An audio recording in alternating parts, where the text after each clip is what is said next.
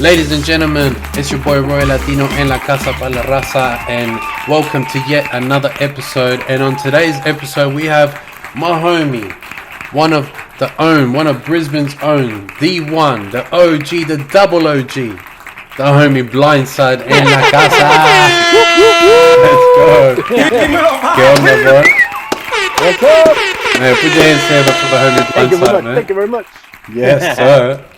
So how you been, my bro? How you been? What's been happening? Man, I've been really good, bro. Enjoying life, doing the family thing, man. Just working. Had a big break from music. Apart from that, just chilling, man. I see you, bro. I see you in the studio. I see you, bro. Yeah, man. You look like something's cooking. I'm in the studio that I built. Yeah. Dead set, have not stepped foot in it ever since. Really? Yeah, bro. I was like, yeah, that's good enough. That's all right, though. That's all right. Yeah. My bro, quick question. Who is BlINDSIGHT for the ones that don't know or the ones that should know? Just a brief answer so you know the people listening and watching get to know a little bit about your story, you know what I mean? Yeah, cool. Yeah, so I'm a original Mapuche brother from Chile. Nice. I originally started as a gospel hip hop artist, doing the church thing, and from there doing prison ministry and stuff like that. Okay. And yeah, it just opened up these doors of opportunity for me. And for me, at first, it was to, we walk by faith and not by sight. But then the more that I got through my journey, BlINDSIGHT made more sense to me that we need to be blind to the things of this world, the money, the sex, drugs, rock and roll, the corruption, and all that shit. Be blind to that and actually see what's really going on. You know what I mean? That's crazy. And have a voice for the people that need it. I like that, bro. And see, this is why we're doing this podcast thing, because a lot of people don't know the behind the scenes stuff that artists do and just in general normal people do, the good things, and a lot of people don't know that about you, that because you're a youth worker as well, right? Yeah, social worker. Probably one of Queensland's housing specialists, one of the best. I like to think so. Nice. So yeah, man, for me, it's all part of that hip hop movement. Yeah. I originally started as a b-boy first. Then got into graffiti, then into MCing. Nice.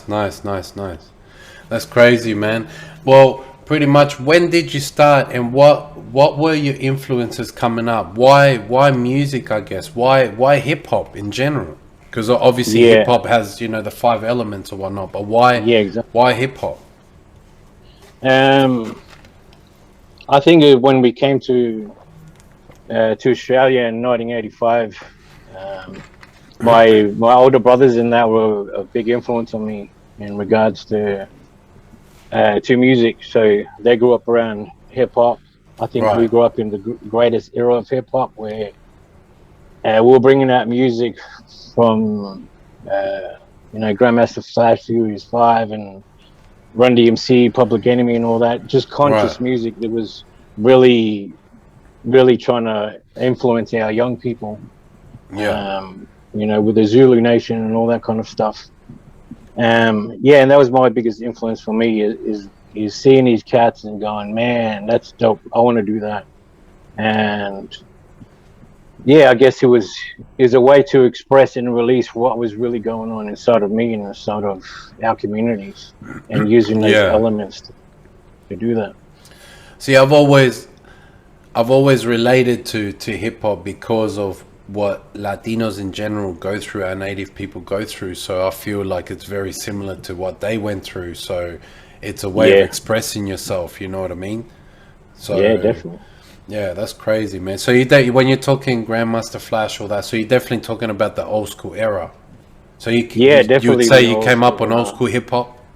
Yeah, most definitely, man. Most definitely. The old school, I think they paved the way for me, and I think the greatest part of that journey is being able to meet these cats later on as I grow up now as an adult, you know what I mean, and be able to speak to them and tell them face to face, man, I'm glad what you've done for.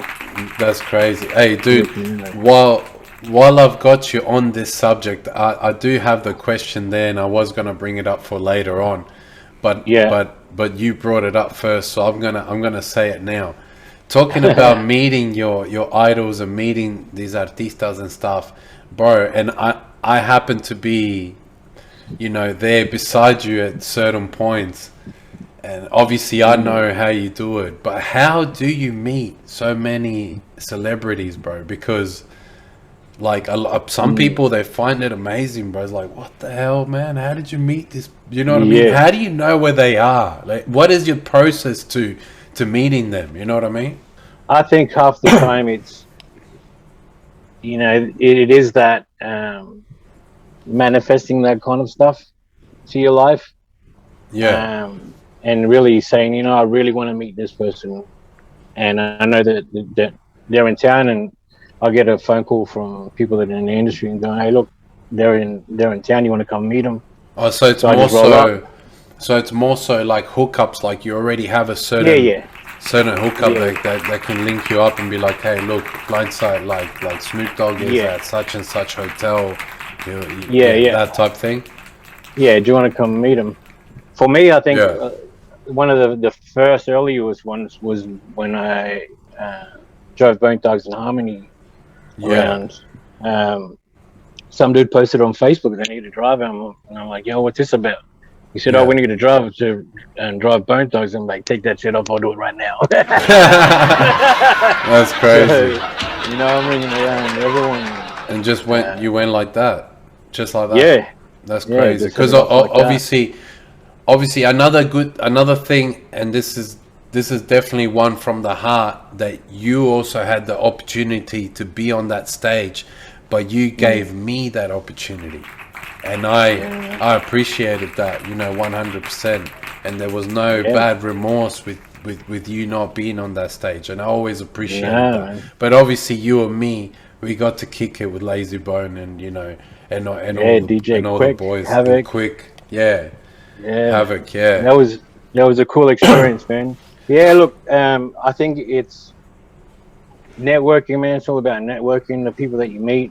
I guess building a relationship with Jav, especially he gave me that opportunity a few times to drive celebrities around and stuff. Right now. You was it you that called me about driving De La Soul?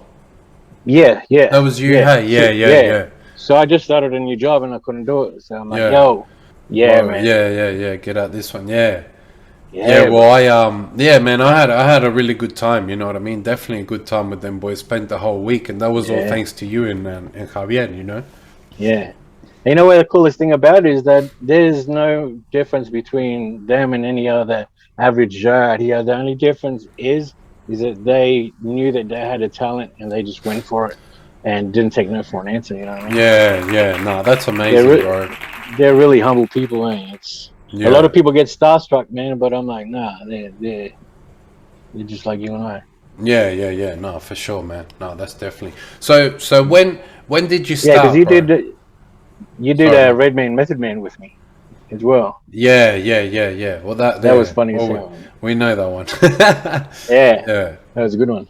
Well, I think everything in all those type of jobs, like anything, has its ups and downs. You know what I mean? It was a beautiful one. It was a rough one, but we learn as we go. But having to meet them and everything, that's amazing, bro. From watching them. And for me, just kicking back and watching you all enjoy it and like being blown away by being in the moment. Yeah, and it makes you feel good. Somehow we manifested this for this to happen. Because for the ones that don't know, BlINDSIGHT, myself and Fred, rival MC, we all got to drive for Redman and Method Man on their Australian tour. We got to drive for them here in Brisbane, and well, sorry, I'm not in Brisbane at this very moment, but in Brisbane, the Brisbane tour. Yeah, that was pretty crazy. That was some crazy stuff. Yeah, definitely. You see the movie How High? They weren't acting. They really like that. Yeah. I remember Method Man. I'm driving and he's behind me and he leans over and he goes, "Hey, vato, pásame el fuego." And he said it in Spanish, bro. I freaked out. Yeah, bro. That's crazy stuff, man. So so when would you say that you took your music serious and then you launched as BlINDSIGHT? When would you say that was? Yeah, I think it was around 2002. I was on my deathbed in 2000 and just needed a change. And Right. one of my homeboys just died in a car accident, and I needed a change in my life. And I met my ex at the time. We were friends since we were kids. Yeah. And we hooked up, and she started doing the church thing. And yeah, I was like, yo, I want that. I want that power and authority and freedom. So my pastor asked me to come and do my testimony in front of the church. So instead of talking about it, I rapped about it, man, in front of the church. And the whole crowd just bum rushed the fucking stage, bro. And we're like, yo, I wish my granddaughter was here. She suffers from heroin. And all these people just, they were so touched by it. And I was like, yo, this has a real effect on people. I need to use this as a tool to reach our young people in our community. Right. So from there, I started doing hip hop workshops as well in the juvenile prisons and honing and teaching them how to express themselves through music, and at the same time building my own career, I guess. In regards to gospel hip hop, and always being active in the community, like NAIDOC Week and things like that. Because talking about NAIDOC Week and everything, obviously that's NAIDOC, like same Aboriginals and everything in Australia, but yourself, us as Latinos, to some people, they don't know that most Latinos are actually part native or are nearly full native. You know what I mean? So what do you represent? Who are you exactly as far as the native side of our culture? So I'm Mapuche. It's our totem. You can see it. Right. Mapuche. That's our flag. So we're I guess the only Indians that beat the Spaniards when they came over, way back when. Right. To defend our lands and all that kind of stuff. For me, we'll probably talk about this later. My future project is to go back home and actually make a documentary in English for my children and young people around here who are coming up, and for our communities, our people, because we got exiled in '85 and everybody was in shock and nobody even understood their own culture. You know what I mean? Right. I think it's been a big journey, and when that started was when we were in like the refugee camps here at Waco. And I seen these two brothers walking with the goannas over their shoulders. I was like, yo, what the heck, man? and there was some connection that I knew, with our indigenous cultures. So I always used to express myself with paintings and doing graffiti and stuff. And I always used to paint American Indians, Sitting Bull and stuff like that. And my dad's like, yo, what do you keep drawing these American Indians for, man? When you draw our people? I'm like, who's our people? He's like, Mapuche people. And I'm like, oh, tell me more. And he goes, no, that's it. That's all I'm leaving with you, bitch. You go and do your own research and your own journey. So that's where the journey started for me. It started, to start understanding my culture. Bro. So it's been a cool journey, man, for me, and definitely got a long way to go still. No, but it's good, man, because I feel also in our cultura they take that away from us and we're not able to learn, so we have to go out there and research that ourselves. And like I said, I'm Charrua, you know what I mean? And there's a lot of people recently that have been come up and they're like, hey man, I'm Charrua and I'm this and my grandfather was this, and out of nowhere they're starting to claim their land back, and all sorts of crazy things are starting to happen as well in Uruguay. And obviously, we know the Mapuche movement. You know what I mean? No, that's a beautiful thing that you also give respects and you want to know more about it, and you're pushing the name. You know what I mean? Yeah, and that's why I got so much love for Aboriginal and Torres Strait Islander people here, because I know that I can't do much for my people back home, but I can do as much as I can here in community, you know. Yeah, so exactly. for me, that's always been my thing of giving back and just showing that appreciation for being able to live in a place where I can live freely. You know what I mean? Yeah, exactly. And we got the same uphill battles with our cultures back there. You know?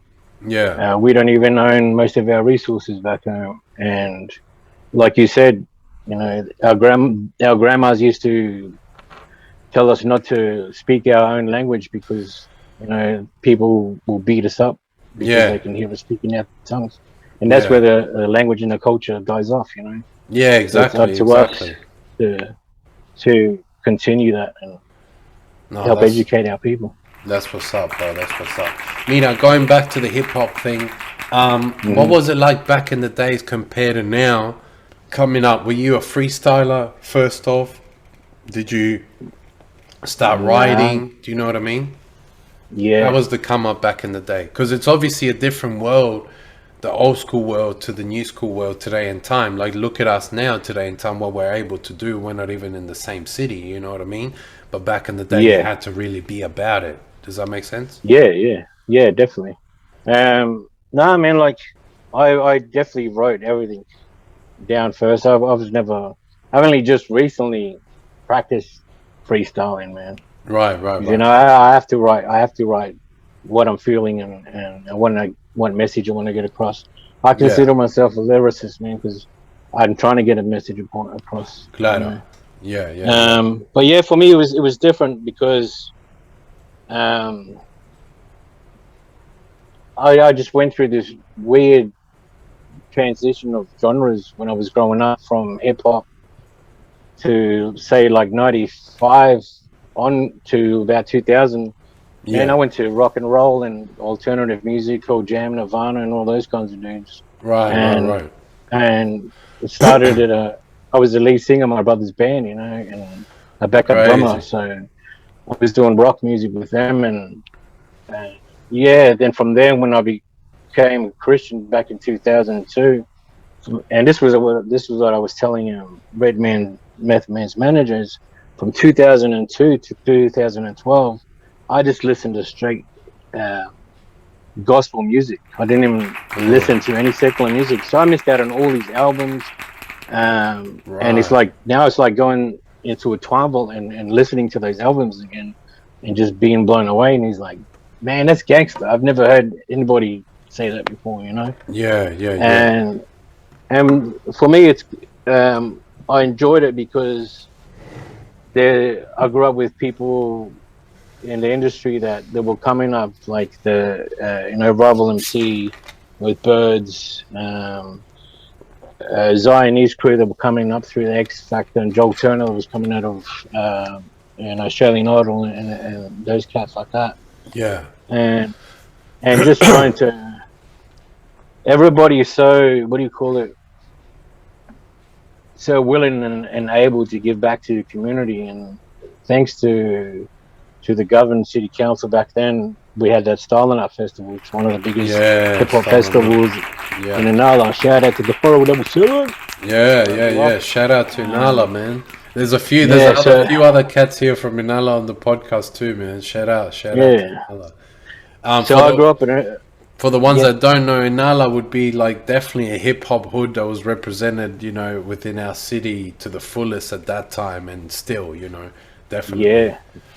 So go on, bro. Sorry. So because I grew up there, I had so much appreciation and to give back as well. So I was literally doing work for the dole, man, back I think it was just before 2000, and I didn't know what to do with myself, you know. And they said, "Hey, look, we're doing this concert in Inala. Do you want to be a part of it?" I'm like, "Oh, hell yeah!" Yeah. And so I helped to design the flyers for it. I did some murals on Skylark Street Oh, and got the kids crazy. involved in that, and just trying to teach them what So graffiti is. you I'm were talking like, so you were part of styling up, not just as an yeah, man. artist, but you're also part of kind of building like the promo Yeah, side to yeah, it and stuff. Crazy. yeah, yeah. That's cool, And man. my whole thing was to unite the community because there was so much conflict within our youth, you know. Yeah, So yeah, yeah, for me, it was definitely that unity. yeah. So I was trying to get all the community involved, and ended up arranging some of the lineups for the people that were performing there. And yeah, had all my hand in everything, you know, while I was doing it because I was just so passionate about it. Because this is something that I Yeah. really was wanted to get involved in. Then years down the track, I ended up going to Sherbrooke and Warrabinda and teaching young kids Oh, how to write crazy. music or breakdancing. So you were really involved with the Aboriginal community, would you say? Yeah, yeah, Yeah, yeah, teaching definitely, them man. hip hop and doing workshops and all that stuff too. Yeah, That's yeah. cool, man. I remember you and me talking about this back in the day. I've always wanted to do this, but I Mm, don't know how to get myself in that world because I feel mm. like I came from the street to the studio, and I didn't sort of have help like from the government or anything like that. It was a different Yeah, sort of yeah. route, so I never understood. We've always been down with the brothers and everything like that, you know what I mean? But it's Mm, more so like yeah, rubbing shoulders with, you know, the indigenous intruders and yeah, people yeah, that's around yourself, you know what I mean? Things like that. But yeah, that's awesome, bro. yeah, I really yeah, inspire like I'm really inspired by your story, bro, when you talk about that stuff. I think it's awesome, you know what I mean? It's really good. yeah. And it's all that. It's just respect takes you a long way, man. Anywhere in Yeah. life. If that's one thing that I could teach young people, it's that. Yeah. And getting out there and just networking with people. And it's crazy, man, because it wasn't. I can't remember what year it was, but Africa Bombarda came to Brisbane, and Yeah. I got to meet him backstage, and he's and then later on, I'm freestyling with his MC that was on there, and That's he's like, crazy. "Man, why aren't you part of the Zulu Nation?" Because I told him what I do, and I Yeah. said, "Oh, I really don't know nothing about it." Then they sent me all this information to be part of the Zulu Nation here in Brisbane, and it's exactly that. It's just being active in your community and using these elements of hip hop, That's crazy. you know, peace, love, unity, and having fun. That's what's up, Um, bro. it was crazy. I was doing this without even knowing that, you know, Huh. because that's the way I envisioned hip hop is creating something from nothing, But being it an is. advocate, you Yeah, know. yeah, yeah, Yeah, exactly. No, it is. That's insane, bro. Man, big ups, man. Big ups to the homies for that, bro. Like, yeah, straight up. Blindside in the building, in La Casa, man. yeah. That's No, crazy it stuff. definitely paved the way. It gave me a career after Yeah. music or through music, anyway. Yeah, Yeah, right. There you go. There you go. That's crazy that people don't know that too, because you know they just look at hip hop and be like, "Oh, I want to make it in hip hop." Nah, hold on, man. Hip hop is a mm, door for yeah, such a big world. You know what I mean? I know a few yeah, homies that out of hip hop, they end up being youth workers and you know working with the yeah. community. It's rewarding. Would you say it's rewarding as well? Oh, absolutely, man. I think for me, the thing was that I hated school so much, you know, because I had shitty teachers Yeah. that I was like, you know what, I can remember 15 songs. Surely I can remember something the teacher teaches me. Yeah. so I Yeah. went to do it. So I went to do a diploma in youth work, and Yeah. now you need a ticket for everything. And then from there, man, all these doors just opened up of opportunities, and uh, started running my own business. Like I said, doing workshops around Queensland, Yeah. and then from there, funding is always a big issue. But then I ended up scoring a job with Brisbane City Council working with homeless people. And then from Nice. there, my journey of adult homelessness, I guess, kicked off from there, and Yeah. I've never looked back, man. It's really created a career for myself, and I think it's only just been recently, you know, brothers uh, Rock from A Native Rhyme that Yeah. Yeah. Yeah. has every time we out with people, he's like, this dude here, he might not look like much, but he's one of Queensland's greatest housing specialists. You know what I mean? Yeah. Like Right. Yeah. I'm Yeah. Yeah. getting people housed and knocking down on walls and advocating for all these people and That's injustice epic, that's bro. happening. That's epic, bro. Yeah. And you know what? There should be more cats like you doing this, man. You know what I mean? And everything you're doing to me is a form of hip hop. Definitely. Do you know what I mean? It's all a form of hip hop because it's helping each other. It's expressing yourself. It's you know making sure we all climb. And I feel like we've definitely lost that touch in music, but that's the original way of thinking. That's hip hop, man. 100. Yeah, that's so dope, my bro. So dope. And it's funny because I rock up in an office dressed hip hop. You know what I mean? And you got these big wigs looking. Who's this fella? And when they're talking about, that's BlINDSIGHT, especially when it's got to do with homelessness, I school them on stuff. You know, and for an example, they were high fiving each other about how they got all these people in hotels, and I'm like, dude, those borders aren't even open yet. I don't know what you're celebrating for. We got big things coming up when those borders happen. It's going to be hectic. Oh, and they're like, for sure. Yo, who is this dude? You know what I mean? And I like to, stir shit up like that, man. Oh, that's dope. That's dope, man. So, hey, man, let's move on to how many people, how many celebrities do you think you met? And who are they, man? Because I've got I don't know, I keep seeing so many different photos, bro. And I'm glad that you made me a part of that too, because I was able to meet quite a few myself through you. Yeah. The first ones were Bone Thugs and Harmony when they first came. Crazy. Shout out Lazy Bone, like 2017. Yeah, bro. We had a mad time with these dudes, man. DJ Quick.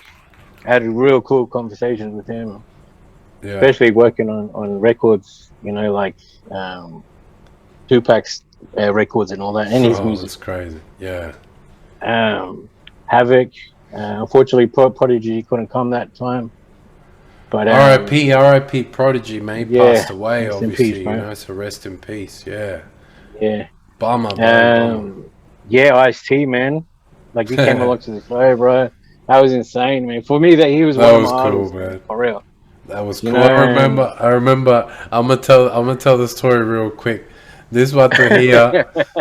He gets me to meet Ice-T at the hotel. We were both at the show. I think Rival MC got me the ticket. You were in there. You and me met up. Rival left, and then you and me stayed. And you're like, hey man, I know where he's staying. So I'm like, I follow BlINDSIGHT. We rolled together. And then we finally waiting there, having some beers and that waiting. We meet Ice-T. And while this dude's talking to Ice-T, I didn't realize that he brought Coco with him, which is his wife. And for the ones that don't know Coco, as a teenager, Coco was, material. You know what I mean? So, I mean, I'm so grateful for meeting Ice-T, and then after I'm taking the photo at the same time, I'm looking at Coco like, damn, you know what I mean? I'm trying not to disrespect the homie, but anyway. So you know what I think the funniest part of that was, man? Is that Ice is singing his gangster shit, on stage and just killing it. Then when we meet him at the hotel, he's getting the pram out, putting the bottles in the back and shit. With a baby. I'm like, and I'm like, Ice, you need a hand? He goes, nah, I'm good, man, I'm good. But it's so cool just to see both worlds, you know what I mean? Work and real life. It was cool. Oh, that's cool. That's epic. But when I first went in there and met him, I just thanking him, man, for everything that he's done for the movement, for hip hop, and just being a great influence. For me, especially to get away from the drugs and crime and use hip hop to rap in to express myself. And he's like, "Yo, you coming to my show?" And I'm like, "Nah, man, I didn't get money to buy a ticket." He goes, "You know what, homeboy, you did your part. I'm gonna hook you up. I'll put your name on the door." I'm like, damn, that's crazy, man. Because he came with his band too. What's the name of his band? Body Count. Body Count. That's it. Yeah, his band's sick, eh? Yeah, bro. That's crazy. Because they're all black too, playing heavy metal and rap. Like that shit was dope, man. That's crazy, crazy stuff. No, insane. Yeah, because only C, the main guitarist, is one of his best mates, and that's the only reason he created the band, because he wanted his mate to play guitar. and start Damn. this rock band. Body count. Shout out Body Count. Shout out Yeah, Ice T, yeah. man. Body Let's try. counts in the We should house. try and get Ice on the En La Casa para la Raza That'd be dope. podcast. Hey, going going on to Yeah, more then. so your movement. A time. Well, we had linked up a lot prior to this, but a time that I remember most for you, sort of coming back into the scene to a certain degree, Yeah, was the remix to La Bamba yeah. at that time. What was that experience like? Because I felt like then people started hearing more of your name around that time, and I felt like you really Yeah. shined, you really stepped, and people were really starting to notice your name in the Latin culture at that moment. Yeah. I think it was 2012. I separated from my ex and went on my own journey. When I went to move out, all my gear and everything was stolen from my car. So Fuck, I lost everything, all my music, everything, man. So damn, that's crazy. I had to start again and remake myself. So I said, I'm gonna try and do some Latin stuff. Then I was going through depression, man, and I think it's an important thing to raise as well. Is especially in this industry is mental health is a real thing, Yeah, yeah, And I was going through my downtimes, and that's when you connected with me. You said, "Yo, I want you to jump on this track, Immigrante." yeah. And Oh, I'm like, okay. "Yeah, cool, man." And that's what brought me out of my shell and gave me a different direction in my music career. There you go. And yeah, bro. So thank you for that, man, because it Oh really man, helped all me good. Like to get out of my shell yeah, and I guess being free to express myself yeah. out of religious context. You know what I mean? Claro, yeah, yeah, yeah.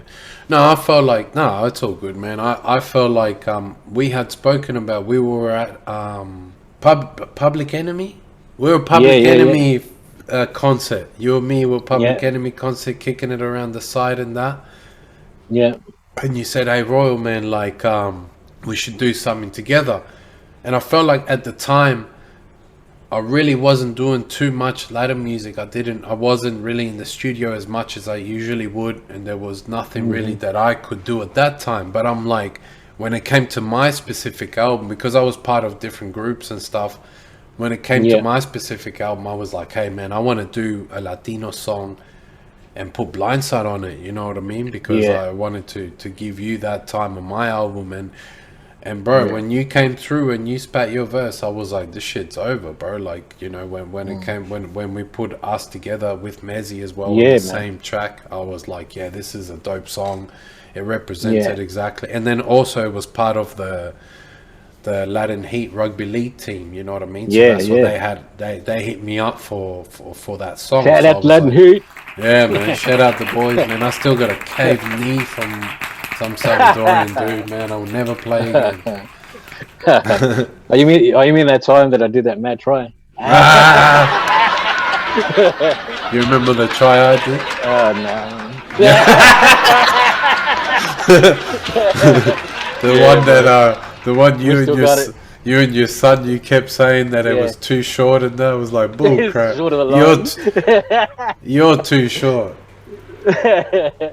Yeah, man. No, for me, it was a lot of pride behind that, because I grew up as a young thug, Yeah, growing up in the Latin clique out here when we yeah, first came to Australia, growing up, yeah. because that whole blood in, blood out shit, man. I took that shit seriously, bro. Bro, you know, I still take that shit serious, bro, because bro. You, it gave me an identity. You know what I mean?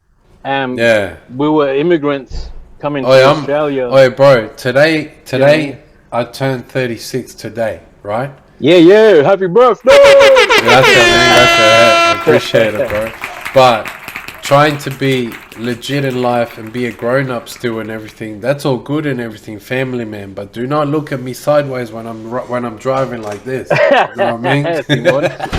Nah, Órale. I'm just joking, man. But yeah, sorry, yeah, Yeah, and I guess for us, because there was so many diverse cultures of young people growing up, and really, I was thinking about this the other day. A lot of us just came from straight trauma, bro. Do you know what I mean? Yeah. So there was here in especially Brisbane, there was a majority of Chileans and Salvadorians, and half of them Salvadorians were actual guerrillas, bro. You know what I mean? They grew up in that kind of world. Yeah. And well, for a us, lot it of was just people don't know protecting that. our. A lot of people don't know that they came from civil war, you know, and you guys came from the Pinochet dictatorship era as well, where you were trying to escape that stuff, and that translated to Uruguay. Yeah, and then that happened over there, and we came over. You know what I mean? Yeah. So it was like we all sort of, to a certain degree, come from that world. You know what I mean? Yeah, definitely, definitely, man. So for me, that was definitely a big part of my life, and to do that track, it felt good to express that and show that Latin pride, man. And I think that's why I went on to do La Bamba. Because for me, you know, Richie Valens, man, he was one of the first dudes to break through the Billboard charts as a Latin musician. Yeah. So I wanted to pay homage to a cat like that and do something different with it, man. And that's cool, and that is definitely a dope song. If peeps, if you haven't checked it out already, make sure you go check it out by BlINDSIGHT, La Bamba remix. Videos out there, everything's out there, and you know it was a all in for that video and for the beat and for everything. I felt like it was a good time. It was a good time for all of us Latinos in general to be around what you were doing, around what we were all doing. It was a good time, you know what I mean? It started to, I felt like our city then started to climb again, you know what I mean? Because of that song, because of that time specifically.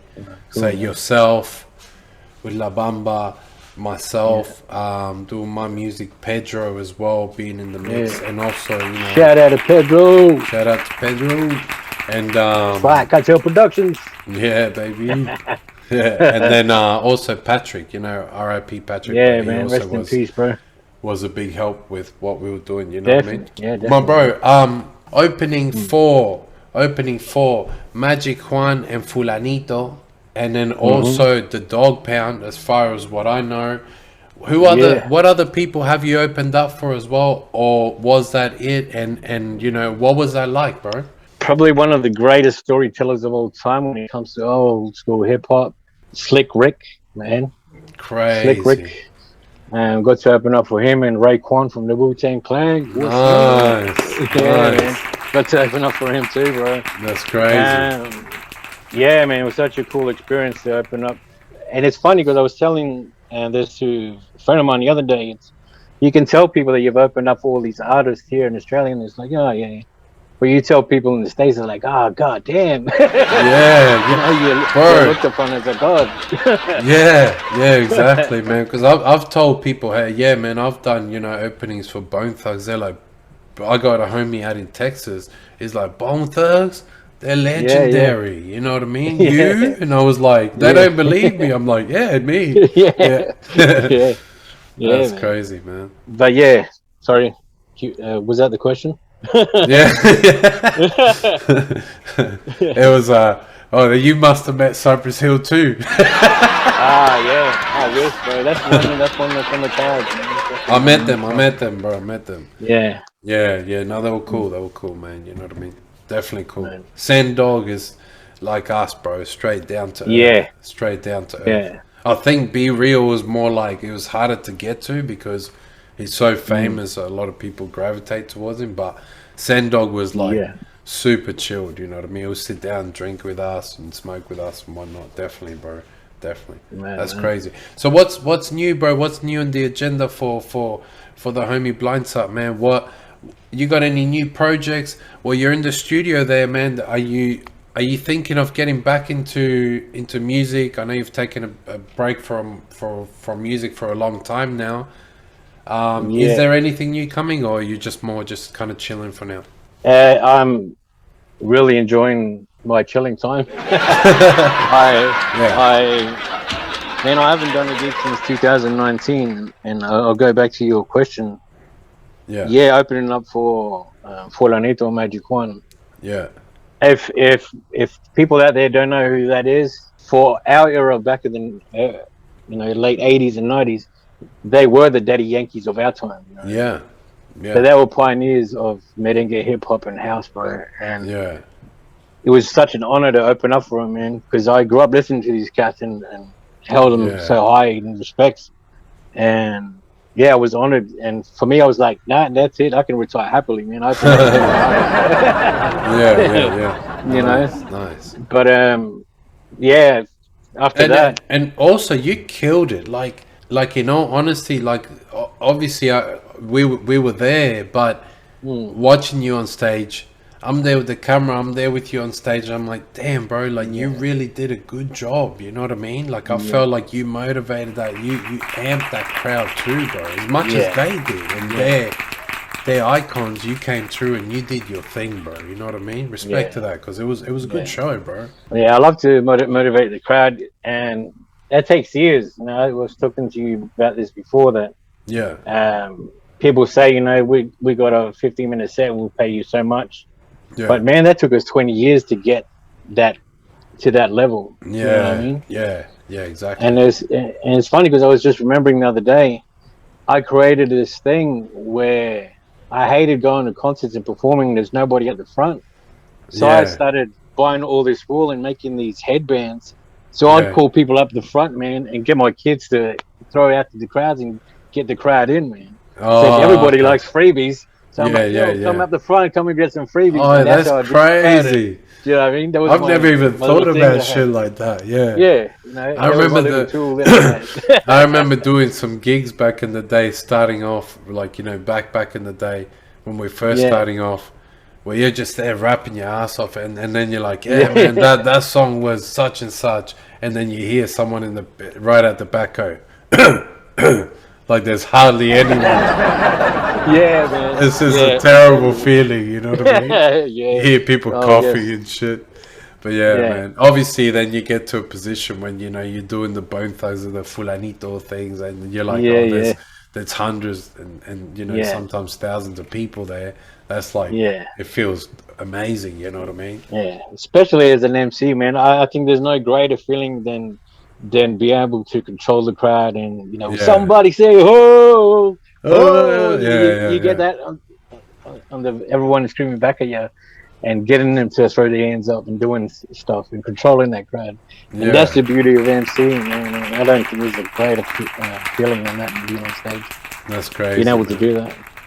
That's insane. Definitely miss it. But I'm just focused on this community work that I'm doing at the moment. Music wise, I'm about to jump on a track for a cypher with Underdweller. Shout out Underdweller, man. Underdweller. Well, we've been in talks with Underdweller last week about getting him on the podcast. So cool. Just trying to find the right time to get him on. But yeah, that's dope, bro. That's dope. I can't wait to hear that, bro. I think that'll be mean. That'll be mean. Yeah. So we got a few local artists in there on this cypher jumping in. It definitely reignited something to get back in here again, man. Because I did not miss it, man. Like, I've been doing this for over 20 years, man. Having to create my beats, promote myself, digital design, everything. Whole lot. And people, up, you know. This is what we were talking about earlier, is like, people don't understand the work that it takes to get to a position where someone looks at you and they go, oh, that's BlINDSIGHT. Oh, no, hold up. It took 20 years rhyming, killing yourself out there, having the look, being able to, you know, be the master at your skills, like promote yourself, get on social media. We don't come from the social media era, by the way. OGs, we're more street. We don't do that social media crap. Now we're into it, and you know what I mean? But it's tiring, bro, you know? The behind the scenes stuff is like tiring shit. Because I got introduced to it through MySpace. And then from there, it went on to, and I've always used social media as a platform to market our music. And then we went to Facebook. And people were taking photos of their plates and they were eating. I'm like, what the heck's going on, man? You know what I mean? And they changed it on our story. They did. You know? Yeah. No, it totally did. Instead of, it was, because MySpace was like more for musicians and artists and stuff. I miss MySpace, bro. It was good. It was funny because you thought I was from the States originally, man. When we first met at the West End club. I'm like, you're on BlINDSIGHT. You're like, what?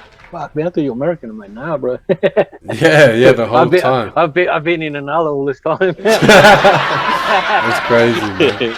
Well, I was in K Rasta's studio, and the first time that Thorny Remy and them boys heard me, they thought I was from New York.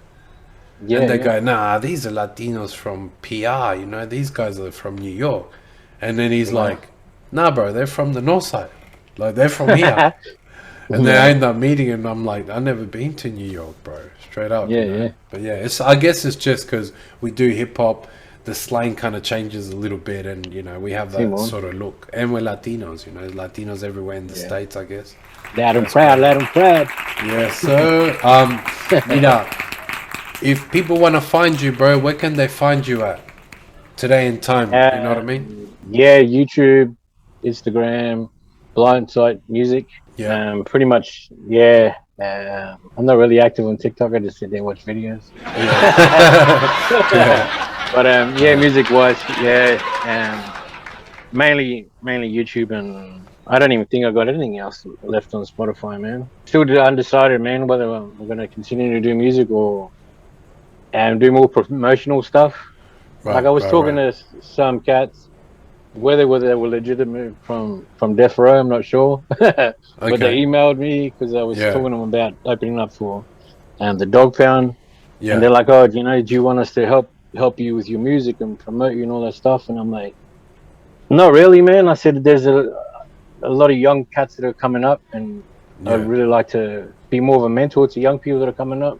Especially young Latinos, man, reach out to us, man. We're here for that reason. You know what I always say? I like what you just said, because when you said young Latinos, I feel like we had hip hop, and we were like, we took certain pages from hip hop, and you know that became our culture. And now I don't see so many younger Latinos being in the game how we were those young Latinos. So it's like, if you don't reach out to us, if, you know what I mean, and learn something from us, we're gonna be, you know, if I'm not a triple OG already, you know, OG, double OG, triple OG, and then we're out of this game. So it's like, I really advise like the young Latinos that want to get in the game, and that just reach out to BlINDSIGHT, myself, whoever out in the game, and we'll teach you game. You know what I mean? Because I feel like it's important to keep like our culture going. You know what I mean? Definitely hip hop. Definitely, bro. Yeah, definitely, man. Yeah. Hopefully, it's not a dying art. You know, we didn't in our community, especially here in Brisbane. You know, it's hard. Yeah. Especially in the hip hop scene. Yeah. But yeah, man, that's what we're here for. We're here to pass on the torch. Even if it's just for fun, it mightn't mean like you have to make it or this or that. Even if it's just for fun, and then like you know, it helps with mental health and all sorts of stuff. You know what I mean? Like writing down some rhymes, getting in the studio, you felt like you accomplished something. You know what I mean? Yeah, most definitely, man. Alright, cool, man. Pero mira, bro, I really want to thank you for being part of the En la Casa Pa La Raza podcast and sharing, you know, everything that you do, your story, and your come up here with us. You know what I mean? Is there anything else you want to say before we jet off? Yeah, I'll share that funny story that I had for you before. Right. Yeah. All right. Yeah. Right. So, yeah, back in the days when what was it called? MySpace was around. Right. I did the Wu-Tang Clan thing, and I started sending all my music out to the universities around the States. Right. And this university hit me up, and they were like, "Hey, look, man, thank you for sending your music through. We love it. We just want to tell you that we're here to always support people with a disability. How long have you been vision impaired for?" Because that was literally when I was blind, man. And I was like, "Yo, I was born with it, man. Play my track." Damn, bro. One of the funniest experience of my life, bro. That's crazy. But man. No, I think, man, just big shout out to everyone, man, for what you're doing, man, and everybody that's been out there supporting us, man, through this journey. Thank you very much. We don't get to meet those that really are genuinely supporting us. Yeah. Because there's been a long journey, and just keep the movement happening, man. Especially with our young people out there, man. Keep it going, and just be active in the community, man. Especially for those that are getting older, like myself. You know, take those skills and apply it elsewhere. You know. Yeah. That's why you always see me hustling with my art and stuff like that. I took that same blueprint growing up, doing that kind of stuff, and applied it to express myself through art and being able to sell it and network with other people like that. Yeah. That's where all those doors just open up, man. You'll be amazed. That's crazy, man. Hey, BlINDSIGHT, man, I just want to thank you personally. Thank you from the En La Casa Pa La Raza podcast. And ladies and gentlemen, there you have it, man. The homie BlINDSIGHT in the building. Let's do this, loquito. Muchas gracias, loco. We'll see each other on the 29th anyway, bro. I'll be around home anyway. We'll be kicking it for sure. Gracias, loquito. Cool. We'll catch up, alright? Peace, bro. So there you have it, ladies and gentlemen. The one and only Mr. BlINDSIGHT. En La Casa Pa La Raza. There it is. You know what to do already. Subscribe to the channel, hit the notification bells and all that, and we'll see you guys on the next one for sure. Hit up the homie BlINDSIGHT on all his social media platforms. Yet another episode here in La Casa Pa La Raza. You know what? I haven't done this a lot actually, man. Shout out to Mez Dog, El Perro Productions for doing all the behind the scenes stuff, editing and everything like that. Shout out to you, homie, and alright, peeps. You know what to do. Catch up on the next one. Vámonos.